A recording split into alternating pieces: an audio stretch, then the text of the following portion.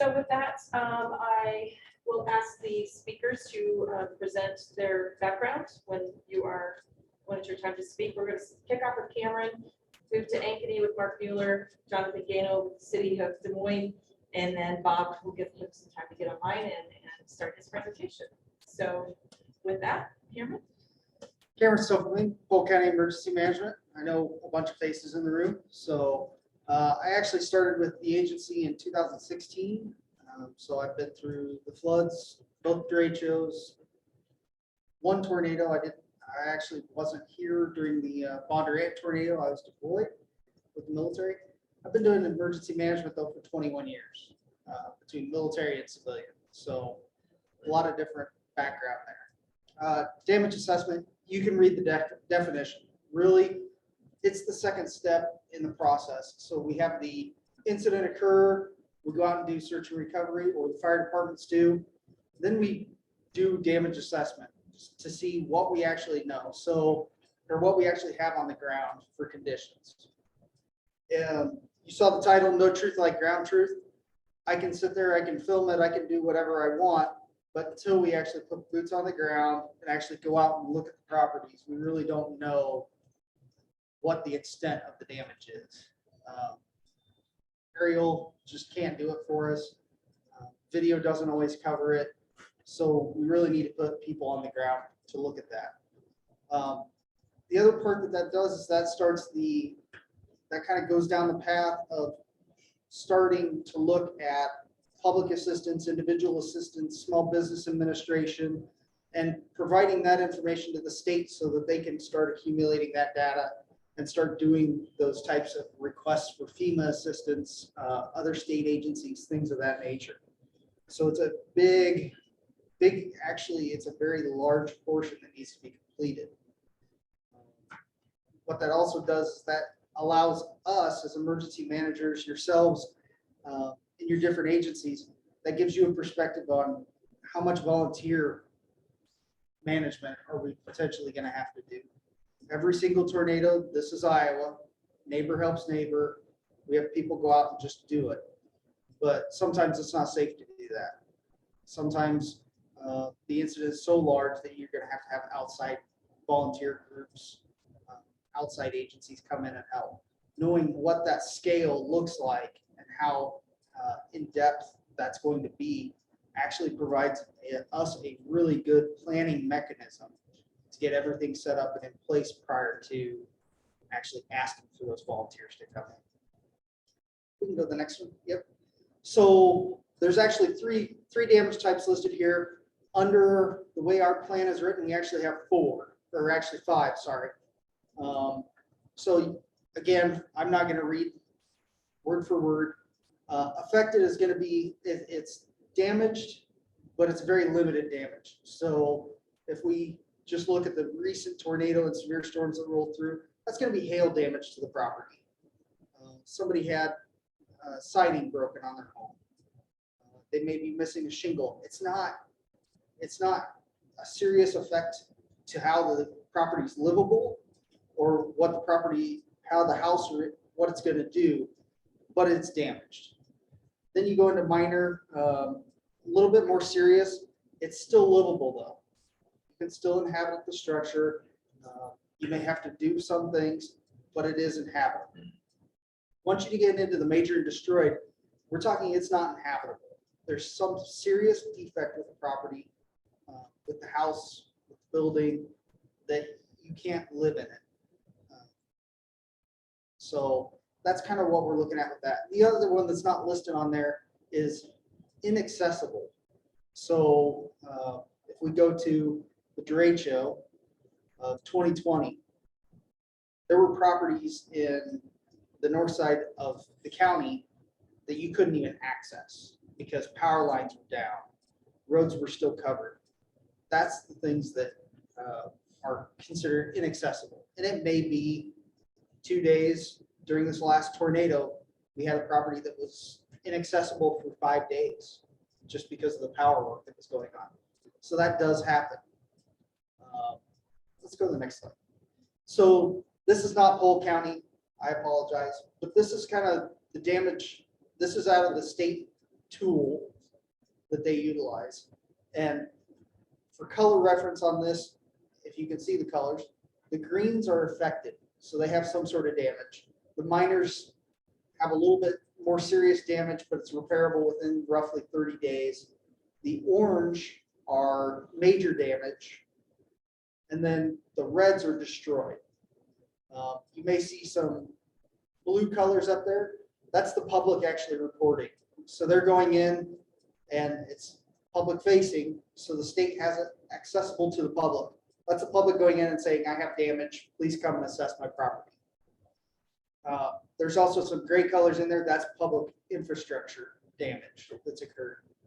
So that could be roadways, bridges, public buildings, utilities, anything like that. Conversely, if we switch to the next slide, this is what the tornado damage assessment looked like. We did use the damage assessment tool that the state has for that.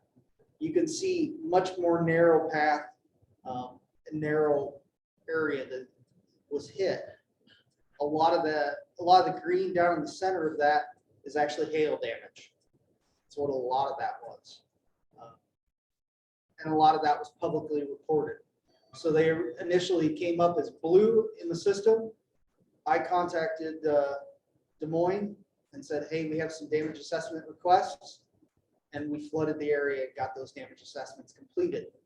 So there are processes in place to do this. If you go back one slide, a lot of this, I can't speak for what they did in this derecho, but during ours, a lot of our reports were actually public works officials going out, fire departments going out, city officials going out, taking a look and reporting. If we switch forward one more time, a lot of this, so that center portion, that's public works, building inspections teams going out, taking a look. All the orange and yellow off on the right though, that's all fire departments. So it's not just public works that we work with to do these initial damage assessments. It's going to be building inspectors. It could be emergency managers from other counties, depending on how extensive the damage is. It could be fire departments, EMS. It could be police departments going out and looking. We provide them the guide that gives them the different damage levels, and they go out and do that. So just a little bit of comparison. And when I say derecho, I'm talking the 2020 derecho now. That was a lot more public works focused. A lot of public works going out and actually doing the driving, taking a look at everything. A lot of that was vegetative debris as well. We all saw the trees down. There were some property damages, but in comparison to what we've seen previously, that was pretty minimal. A lot of it was clearing the right of ways, so allowing people to drive. And then we didn't have a ton of public reports of damage. If you saw, there was 4 dots in the middle of Des Moines. That was all the public damage or private property damage we had reported through the collector app. Conversely, during the tornado, and I can say this for the most part, Bondurant and this most recent one on March 5th, that was a lot more fire department focused. The fire departments went out and did the damage assessments. It was both vegetative and property damage. There was clearing of the right of ways out there for electric crews to go out and work, just people to get in and out, but a little bit less. And it's also insured. So, and you're going to hear that difference. The insured loss versus the uninsured loss. That comes into play when we start talking FEMA disaster declarations and things like that. And then we had public works and building official follow-ups was a lot of what we did for this one.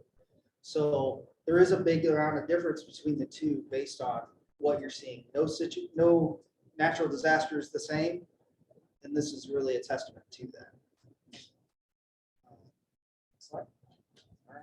So before we move on, Cameron, can you describe the behind the curtains things that go on after a storm is affected? So when we ask them to do things or we're asking for data, why is that behind? So a lot of that is preparation. What we're looking at from our perspective is we need to know what's going on the ground, but it's also for that potential FEMA disaster declaration, bringing in additional bodies to do damage assessment. If we look at 2018, how many people were in the same position in 2018?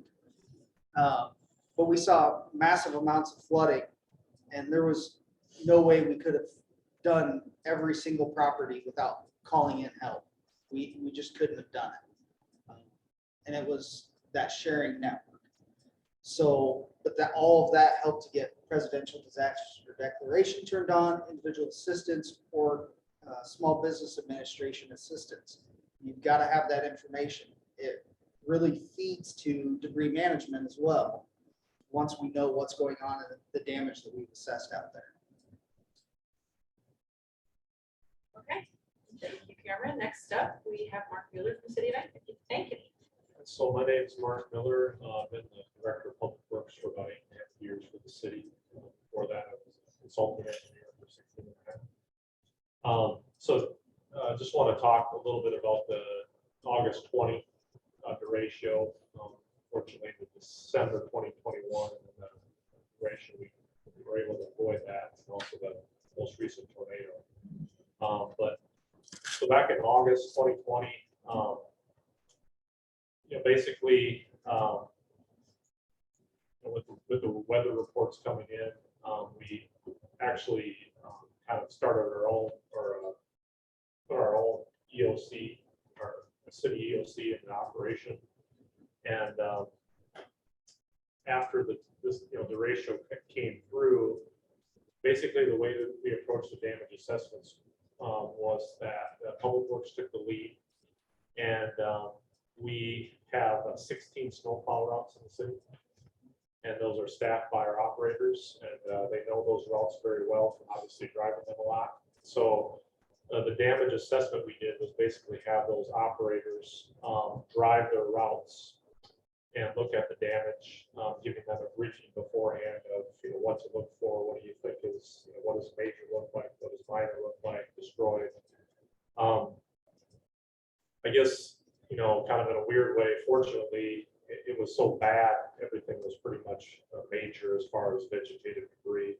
And so as they did their damage assessments, it was pretty clear that just the widespread in the city, that such a significant amount of damage that it was easy for us to determine what sort of action plan to put into place.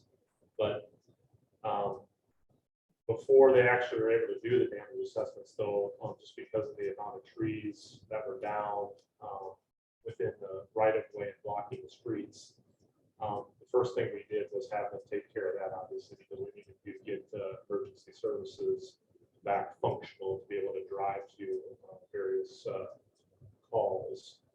And so once we got that done in short order, we deployed our operators to their snowplow routes, gave them instructions on what to look for, and then have them report back. Besides that, myself and our operations manager did our own kind of independent driving to do just some spot checks to make sure the information that were being fed by our operators was kind of corroborating that.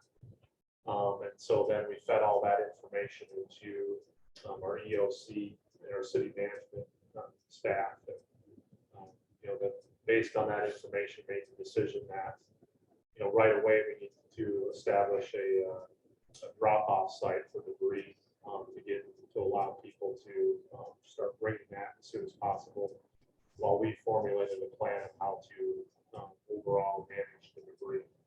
And that was, to just kind of fast forward, that was made a determination that we would use our public works crews, but also that wasn't going to be enough.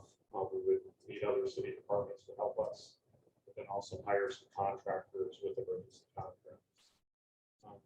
So that's kind of the back end, getting into more the debris management side of things. But that's kind of how we approach the damage assessments.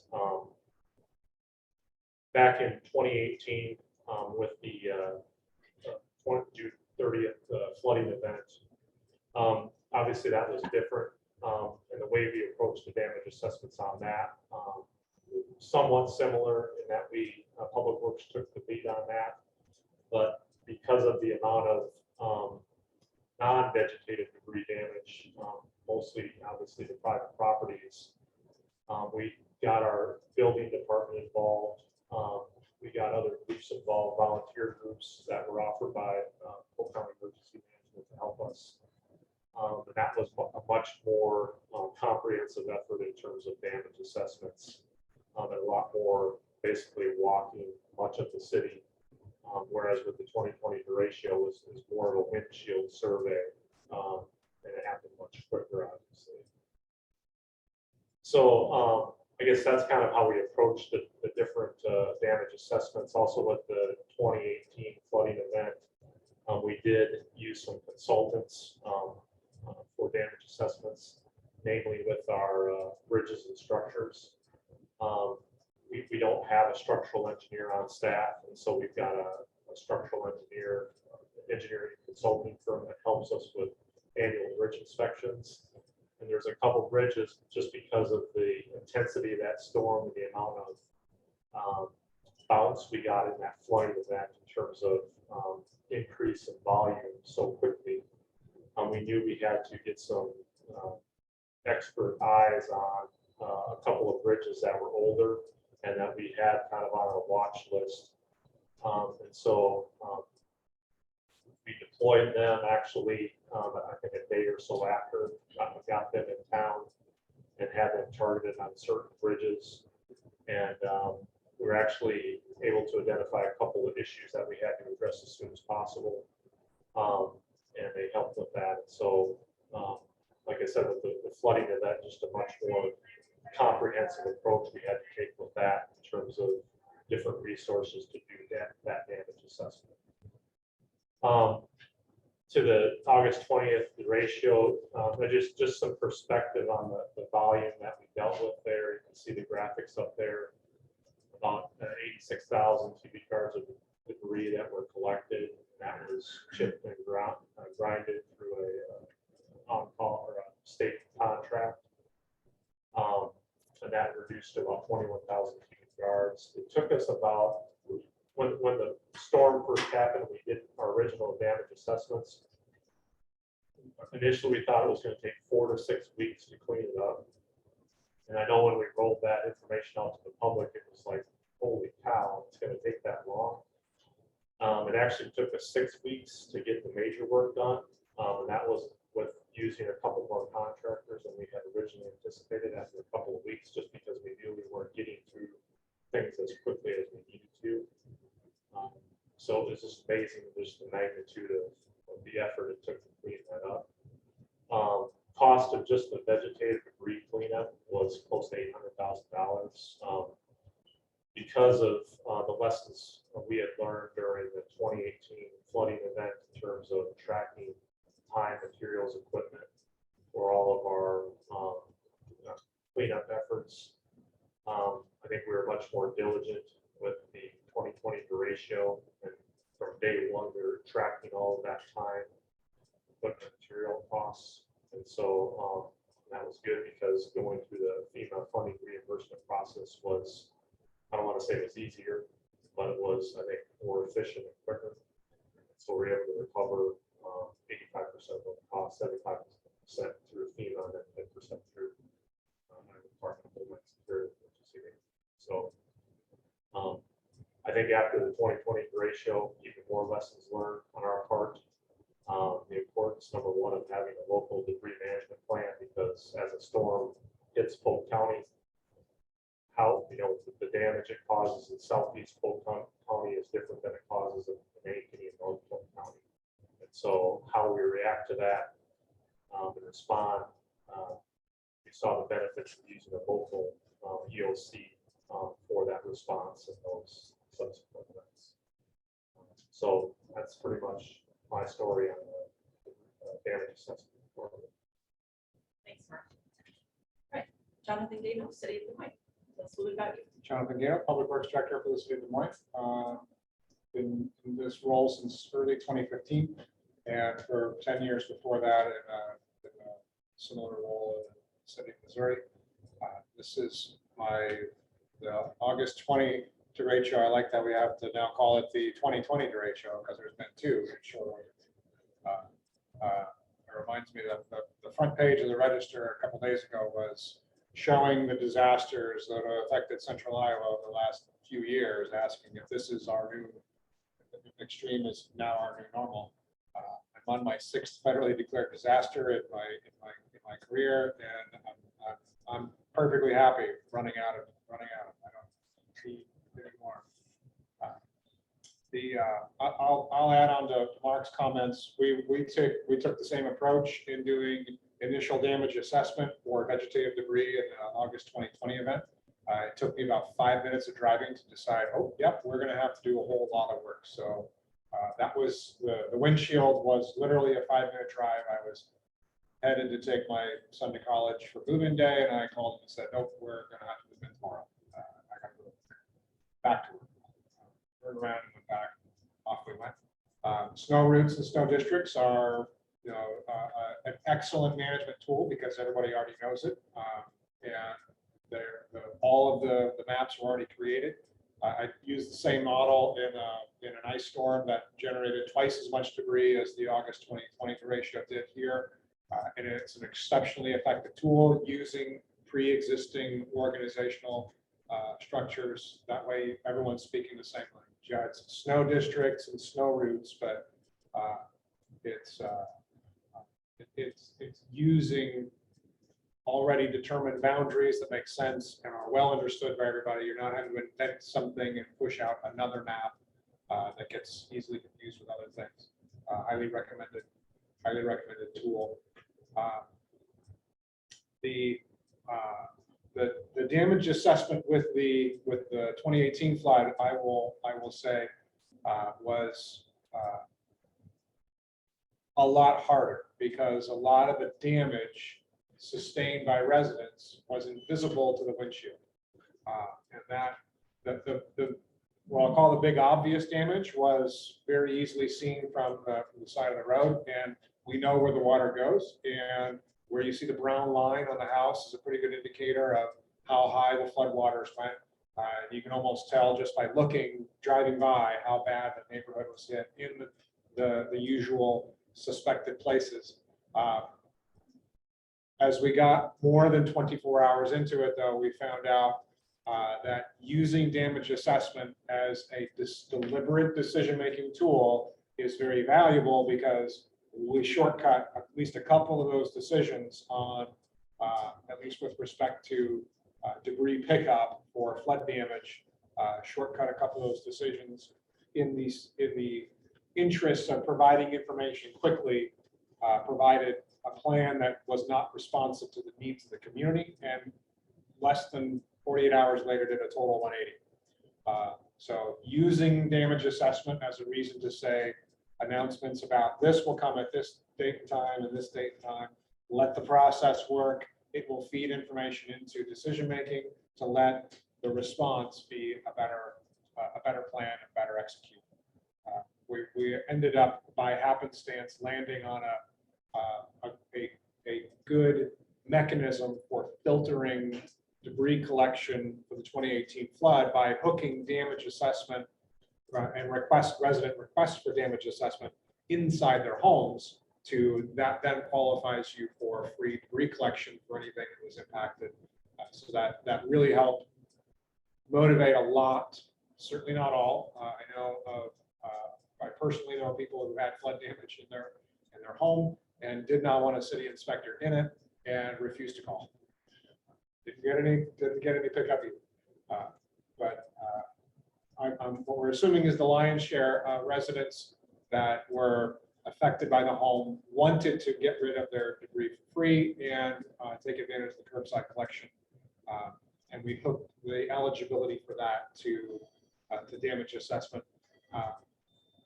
It's a lot easier to do damage assessment when you just have one category of debris, and it's broadly distributed across the entire city, like the derecho was.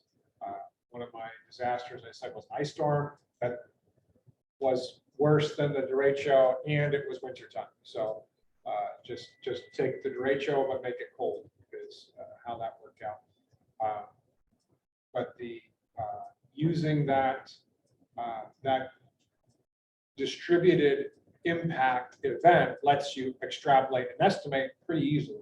When it's a targeted area, like Cameron said, you really have to put boots on the ground. In the case of the 2018 flood for structures, you got to put someone in the basement to see where the water line went in relation to the panel, to see if they need a whole new panel or the mechanicals or the basement or the attic or first floor utility.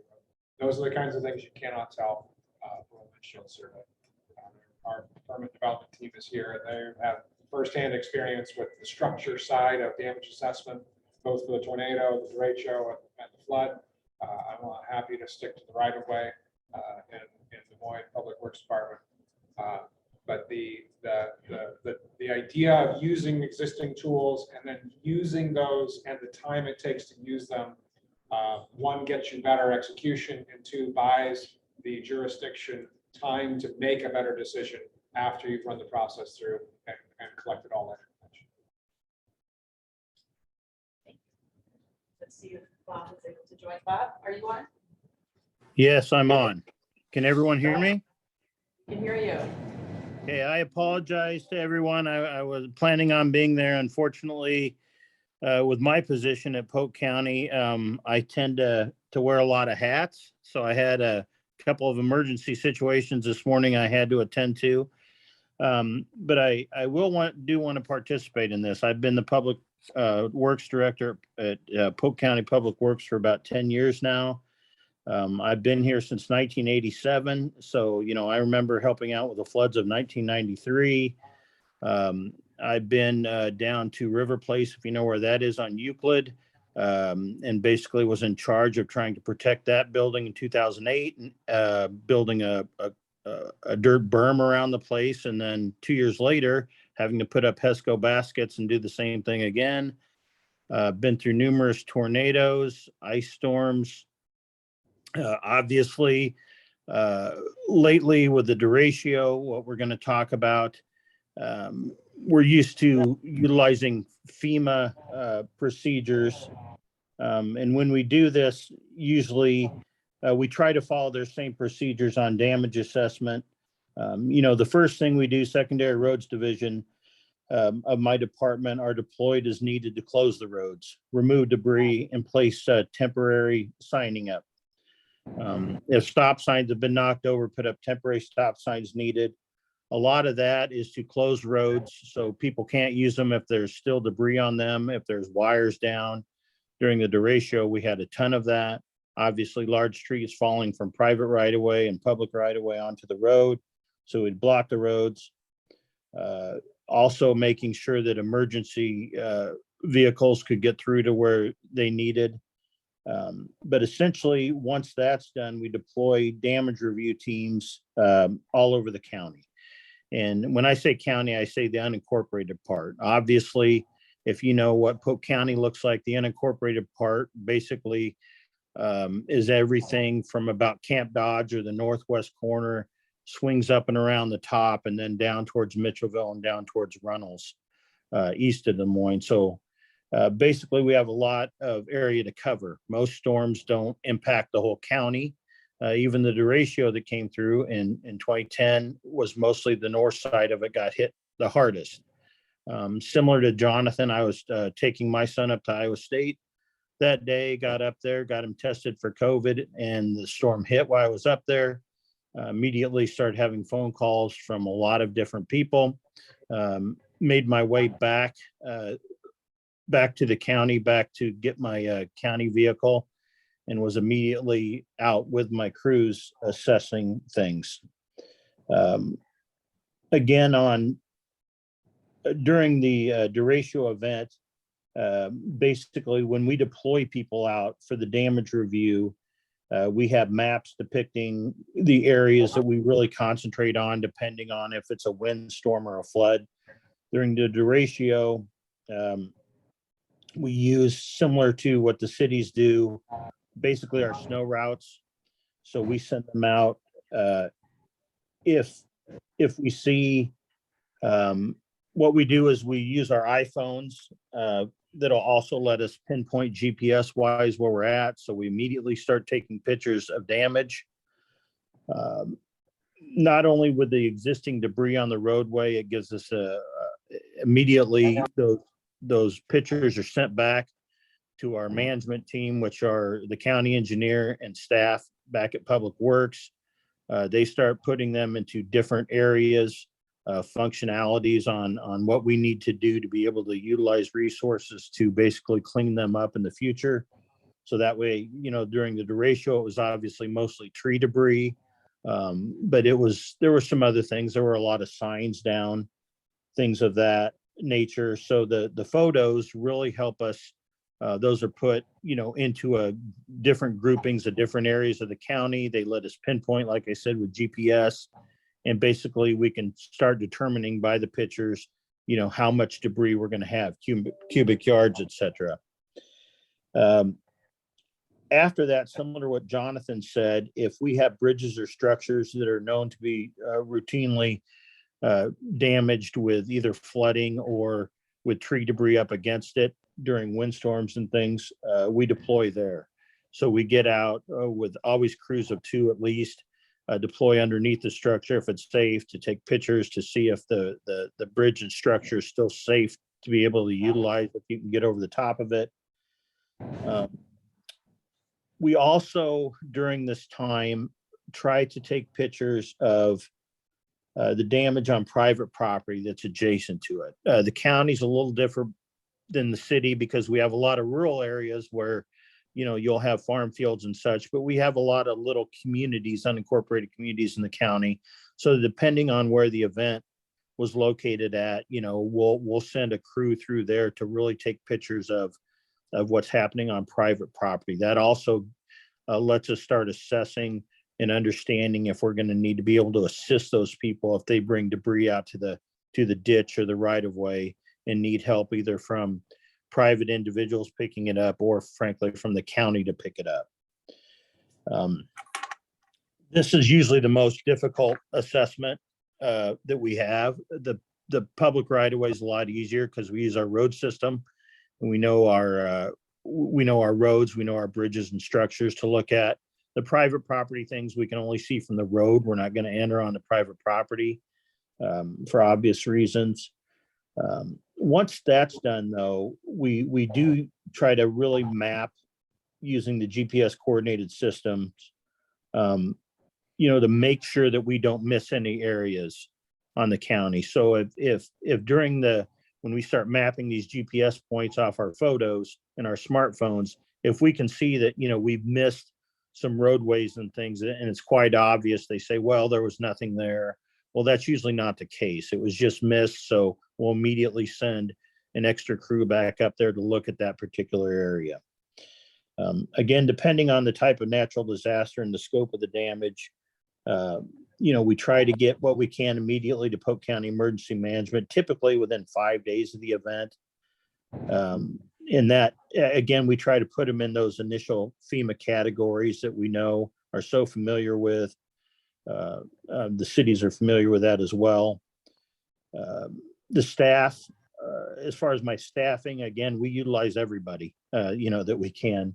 Like the city do, we use our public roads, our guys to not only help with removing the damage, pushing it off the road if needed, but also in the assessment phase.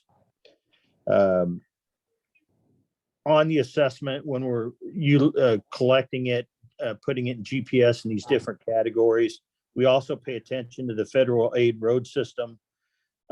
So we know that can be separated for submittal to the DOT for federal emergency repair funding. That I'm not sure if Cameron spoke to that, but there's different funding scenarios with FEMA and for the DOT. It just depends on if you can reach that certain threshold. FEMA usually does not reimburse for projects or repairs, on the federal road systems. So that goes through the DOT. So there's a lot of things to consider initially on damage assessment, but we try to do our best depending on what it was. Again, like Jonathan said, during the flooding, we knew the areas, obviously, the streams and the areas that were going to get hit in those locations. So we dealt with a lot once we were through with our road system and made sure that our structures were okay, and we assessed those. We immediately started taking pictures of private property because we knew that was going to be huge, and it was. We spent a considerable amount of time in some areas down by Firestone at Second Avenue, if you know that, during the flooding. Those houses were decimated, especially ones with the basements, getting debris out of those. And obviously our crews helped in the cleanup of that. So essentially that's where I'm at with most of my debris management or damage assessment procedures. Again, during, the derecho, we had, probably, I think we took 600 photos for the derecho on that. We had roughly, we ended up removing, I think, 22,000 cubic yards of debris on the derecho. That was roughly 6,000 labor hours, roughly 4,400 big truckloads. Roughly a third of that debris was hauled from the cities of Sheldon and Alleman. Again, what's different maybe than the cities is sometimes we're tasked at helping the smaller communities if they need it. And in that case, with the derecho, we did that. They were hard hit by the storm again in the north part of the county. So when, after we got our initial assessment done, and after some discussions with Cameron and others at emergency management, we knew that we were maybe going to have to help some of these smaller communities. So we also tend to do a secondary investigation as to what these smaller communities are looking like in case they need our help. And in the case of the derecho, they ended up needing our help. So that's essentially what I have. Thanks, Bob. Sure. All right, with that, we'll open it up to everyone here in the audience. AJ, do you have something you want to add? I'll just, first of all, I appreciate the panelists and all of you that do the hard work out there. We get to most likely stay in this room when it's probably air conditioned or heated. We have the coffee pot and everything else. You guys are out there doing the hard work. But that partnership that everybody's talked about, feeding that information, collecting that information is critical for those other steps.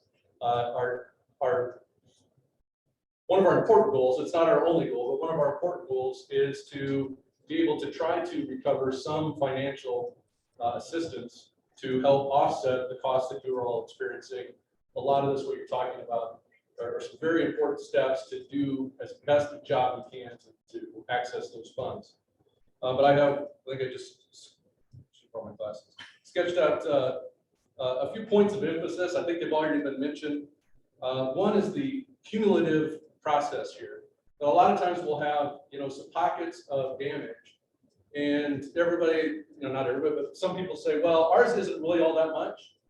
But if everybody takes that position, everybody's not so much could have added up to a countywide number that helps everybody. And so, it's not our decision to make, but we would encourage you to document and assess and accumulate those costs and efforts, like you've heard discussed here, as best you can, because at some point they may add up to something. We're guaranteed not to get it if everybody takes the stance that, well, ours isn't so much, so we're not going to turn it in. If we always do that, we're never going to reach those thresholds. So that's number one. Other things you heard here repeatedly was documentation, photos, records, all that stuff. If you don't start that early, Rick Biondi's here with Iowa Homeland Security. He helps us a great deal to help gather that together. And if it's not documented, it didn't happen, right? That's sort of the theme with FEMA. And even if it is documented, sometimes FEMA still believes it didn't happen, but that's for another day's discussion. Contractors, having emergency contractors at least identified, that's a recommendation we would pass along. Other things you heard Bob Rice talk about was the partnerships and mutual aid. We have a countywide mutual aid agreement. All of you, if you're public works, have a countywide mutual aid agreement. So if you have to help each other out, there's some legal reasons for that and some financial reasons that you can, still make yourself whole if you're helping each other out. So mutual aid and contractors would be another point I'd emphasize. And then sort of where I started is the information that you all have and are gathering, sharing that with each other and sharing that with us here in the EOC so that we can share it back out to a larger group, helps the consistency, helps, maybe sometimes it's just generating an idea. As simple as the idea of using snow routes might be, maybe that's not something that somebody's used that said, hey, I think that's what we'll do in the future. So share information. And that leads sort of to my question. I'll go ahead and throw out the tough question there is how much do politics and what we call the policy group or councils and mayors and what they're hearing, how does that all get factored in? So I want to start with a tough question right up the bat. So interested in anybody's thoughts about the political influence on these processes, or does the damage assessment help defend against a political maneuver or a political response rather than a true logistical response? Any of the panelists? Bob, you work most closely with elected officials. We'll let you go first. That's wonderful. Thank you. You guys can't see my face, so that's probably a good thing. But anyway, I think damage assessment is a great tool, not only for, assessing our needs and immediate responses after that, but it also helps with, elected officials tend to want to react quickly to be able to help their constituents. And I get that from their perspective. I totally understand that. So our assessment tools really help us so we can visually show them. We can show them numbers. We can show them areas where the help is needed. They tend to get phone calls and, you want to react to a phone call, a person that's house is destroyed or they have loved ones that have gone to the hospital and they need help, and their property is damaged and they have a car overturned or such. So I get it. You want to react to that person you're talking to on the phone. And obviously the elected officials might think one area is harder hit than another because that's who they're talking to. That's who immediately calls them, or that's who immediately they get the information from. So the assessment that we do, showing them photos, showing them maps, showing them numbers of the areas that are hardest hits, lets them know that it's important. If we say, no, we really need to concentrate on this area first, that has the most damage, that has the most need, that lets us show them that, although personally they may think that another area needs that attention, that we are doing our due diligence and we're showing them that, we're trying to get to where the biggest need is first and then go from there. So that really helps. I will say that similar to the tornado that we just had, sometimes social media, especially, in the last couple of years, can be a good tool, but it can also be detrimental to what we do.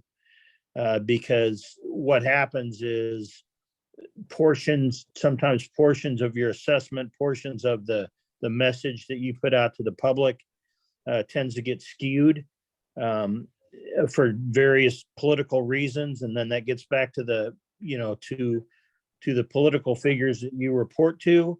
And so they don't understand how our message gets lost sometimes. So it's very important in this damage assessment that when we're presenting to the public or to our elected officials, that we give the complete story as much as possible to them so everyone can see what we're dealing with and that we're not trying to,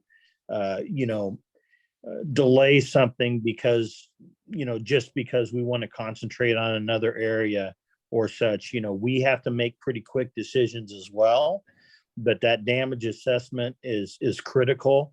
And it's very critical that when you're explaining things to the public via a press conference or putting it out there in an email or some sort of other social media document, that you're explaining as much as possible and giving them the complete picture as possible. Because if not, then what happens is, people tend to think that they're not getting treated equally or fairly.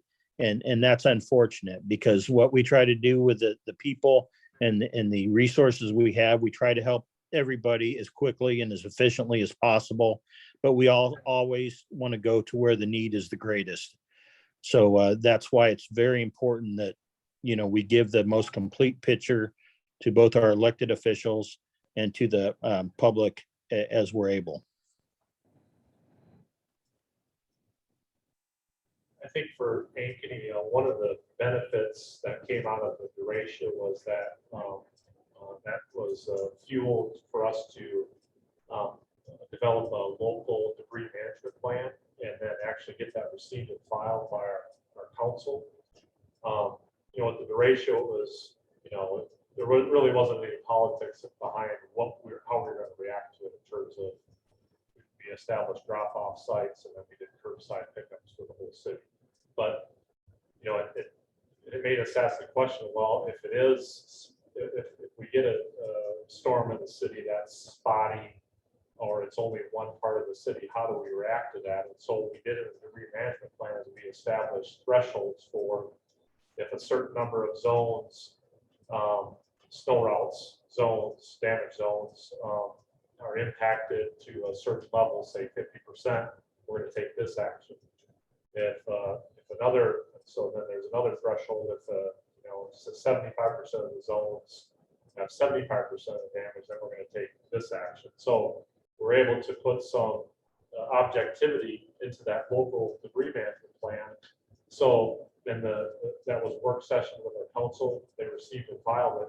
So the hope is that when we have the next storm event, and it's maybe not widespread, it takes some of the politics out of the decision making as to what we're going to do and how we're going to react to that.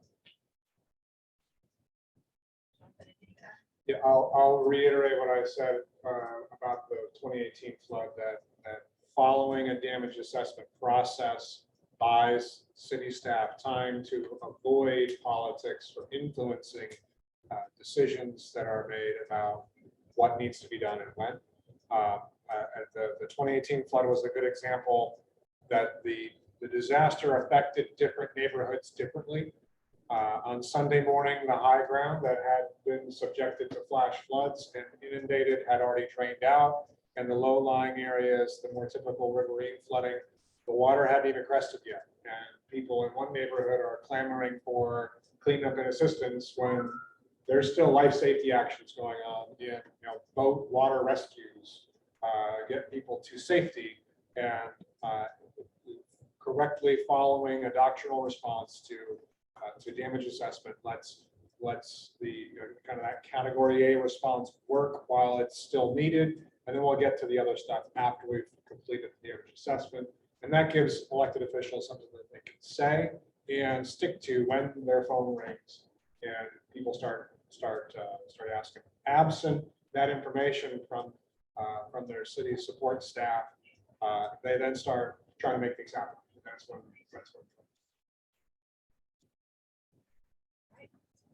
Questions from the audience? Some of the decisions you guys are making are big dollar decisions. So is that tiered in a way? So-and-so gets to make this decision, get to 6 figures, this decision is made by this person, or how are those things made on a commercial basis?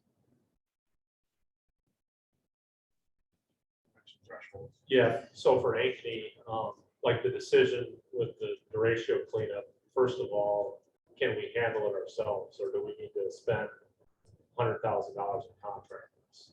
So, based on our damage assessment, we thought, hey, I don't think we're going to be able to handle this with just in-house forces. Let's start. Our recommendation to city management, hey, let's get one contractor to help us. So then that starts. We get into it. It's like, boy, this is not going fast. Make another recommendation. Hey, I think we need another contractor here. Work the process for 2 weeks, see where we're at, get back with city management, and again, give them our recommendation, and then they're discussing amongst themselves. And so I think they're definitely leaning on us to make recommendations. But, we're considering, well, how much appetite can the public take? Can they take 8 weeks of this? I don't think so. We need to get another contractor. So I think a lot of dynamics in that, but at the end of the day, we are making recommendations to our city management. The emergency contracts are getting approved by our city council. So ultimately, they have the decision making, but they are definitely leaning on us for those big dollar decisions. I'll add that the disaster response is almost harder at the smaller scale. The bigger the disaster, the easier the decisions are. They become blindingly obvious what you're going to do for the next 4 months if you get a really bad disaster. And it clears your calendar and it sets your priorities and makes decisions easy and obvious. They almost don't take decisions. They just, things just happen. We're going to come by and clean up the community, and it's going to take 4 months and a couple, $20 million. The harder part and where you need thresholds is when it starts scaling down from there and things start impacting business as usual. So we've set thresholds that look from the bottom up to decide when are we going to start taking different actions than business as usual. One of the derechos mentioned in 2021 yielded so few calls that we didn't do anything. That's where I think it's more beneficial for public agencies to have, to set some fine-tuned thresholds for where are you going to depart from normal, because the big ones are easy. But you can get into it and figure out, oh, this is bigger than I thought it was, and we need to continue staffing up. But the harder decision is at those smaller scale ones, and then how you communicate that to the public. We've had windstorms and just random summer thunderstorms that generated more debris than the December 2021 derecho did. And so we've set a magic number. If we get 100 trees damaged, reported to our call center in the 24 to 48 hour period after the storm blows through, we're going to do we're going to start departing from our normal business and offer complimentary curbside collection on your regular garbage day. It's significantly beyond that, then we start adjusting our debris response plan into a much more bigger scale debris collection pickup. This tornado did not even meet the 100 call threshold, but in one very concentrated corner of town, there's destroyed homes, entire lots have been slicked off with damaged and broken trees. So the announcement to the public was business as usual, because for 99% of the square miles of Des Moines, it was business as usual. All those green dots on the map were perilously close to my house, and the other half of my neighborhood is getting free roofs out of their insurance companies now, because the other half of us got it from a July hailstorm. So everybody's got money. But so the communication to those properties was on a one-to-one basis, going, the street cleaning supervisor and the forestry people walked to their door and told them, we're going to come by and get everything you got, get it to the curb, and we'll take it away. And we didn't put that in any press release or announcement, but it was one-on-one communication with every single affected property. But the message to everybody else was business as usual, because we weren't anywhere near any kind of threshold for the rest, the general public. So it's almost at that smaller end of a disaster. How big of a disaster is it, and how do you step into it gracefully without making a mistake and still get people the service that they need? And that's where it takes a little bit of clarification on the part of the leadership team to remind, especially in small scale events, tell the forestry team it's okay to stop doing whatever else you're doing, because people had a tornado come through. Yes, we're going to take everything. And, but the really big ones take care of themselves. Small ones need to be steered. questions?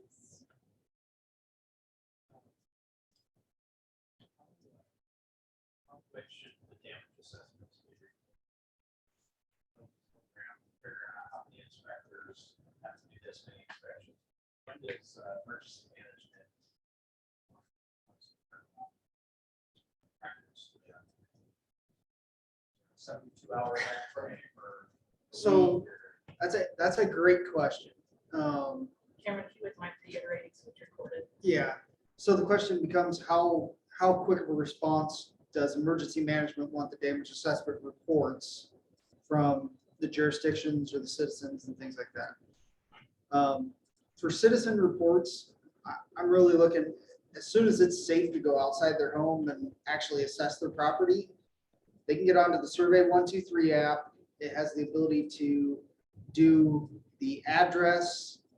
You could take photos, you can do text in it and actually input the damage. So if they've got roof damage, shingles missing, hail damage, things like that, they can actually go into the Survey 123 app and input all that information.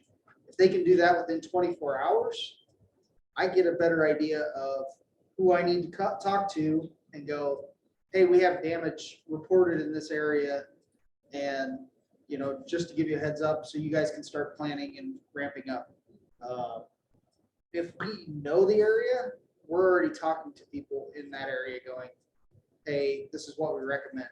For the tornado as an example, we knew that night the areas that were most heavily hit. So that night we actually pushed out the information on debris management. We pushed it across the board to everyone in the county for public works. I think I pushed it to all the fire departments. Everyone received it that night.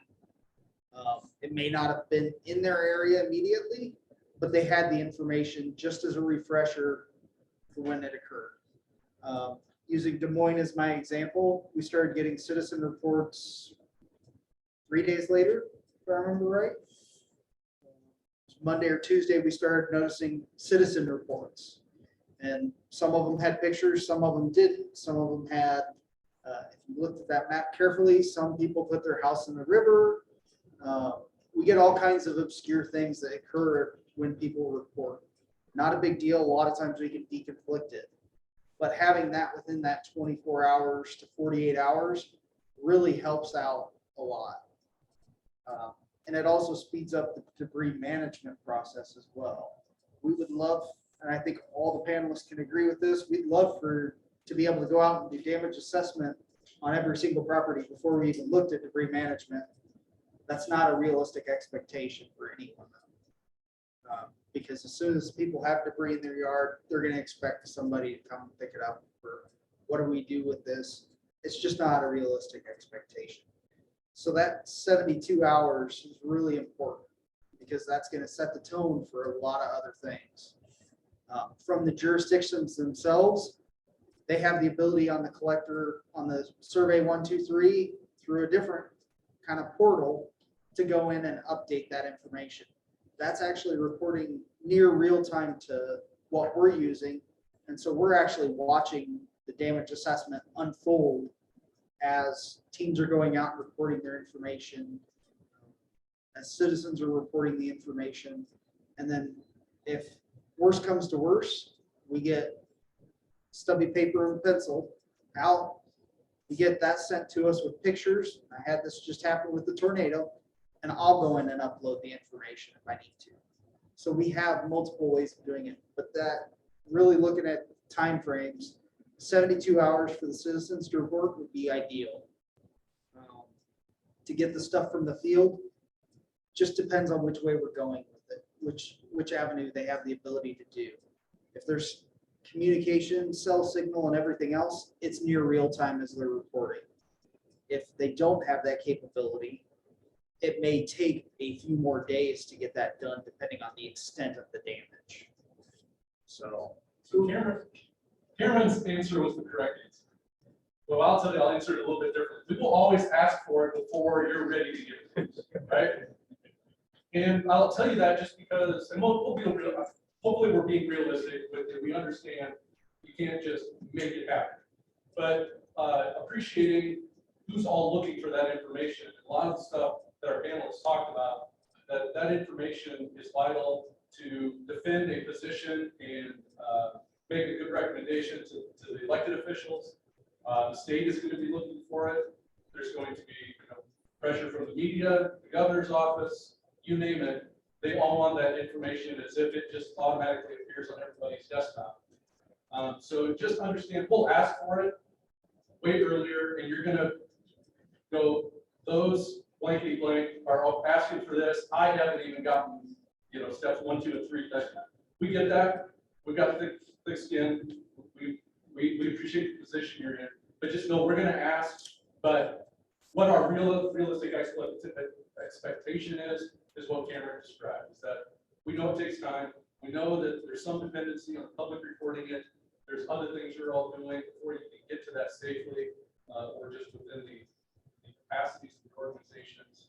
But I think that 48 to 72 hours is is kind of the expectation we're looking for the first cut, knowing that there'll be stuff trickling in and that there will be improvements on that assessment over time. Okay, well, just for essence of time, you have another question? I do. It's Okay. Industry, I guess, if we're talking about residents, when the industry gets hit, do you care about those numbers, millions of dollars of damage, or does the industry's cover it? Okay, what kind of leverage that relationship? Actually, we do take that information. Even if it's reported on the Survey 123 app and you go, hey, it's all insured loss, or however you want to phrase that.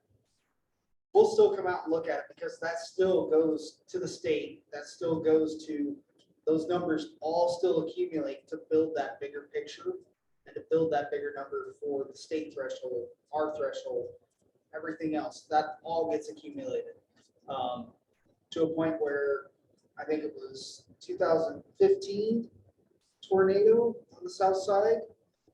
We even took the military's damage that they had on theirs. We can't count it in our numbers, but we still took it and accumulated that information. So we had a better picture of what was going on. We did get commercial properties in this last tornado that got hit. Their information got reported. So. All right, so again, in essence of time, I'm sure that these fine folks would stay back and answer any additional questions that you have. But make sure that those out can fill out your evaluation form. And I'm going to do a little teaser that our next month's presentation are about search and rescue dogs. Searching for people, not necessarily the drugs and the weapons and things like that. So there will be live demonstrations. So if you need a puppy fix or dog fix, that would be a good one. But it's a great program that's available here in the Metro. And we do have a new training page on our website. So it will link you to additional training outside of the state, within the state, and then also to an events page that has the rest of our training that we are actually listing here. So with that, I'd like to thank Mark, Jonathan, Cameron, and Bob for your time today. Thank you very much.